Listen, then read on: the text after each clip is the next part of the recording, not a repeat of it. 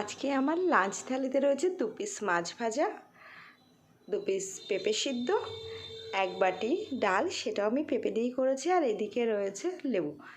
তো দেখো আমার প্লেটে ভাতটা আর রুটি মানে কার্বোহাইড্রেটটা কম রয়েছে, তাই তো। তো দেখো ওয়েট লস করতে গেলে তোমার যদি কার্বোহাইড্রেটের পরিমাণ একটু কমও থাকে তাতে কোনো অসুবিধা নেই। তো এখানে প্রোটিনের ভাগ যেন কোনো রকম কম না হয়। রেগুলার খাদ্য তালিকায় তোমার কিন্তু ঠিকঠাক মতো কিংবা নিরামিষ কিংবা আমিষের দিন তোমার প্রোটিনটা ঠিকঠাক মতো থাকতেই হবে। আর যারা ওয়েট লস করতে চাও বা অনলাইনে এক্সারসাইজ করতে চাও আমার সাথে কন্ট্যাক্ট করতে পারো।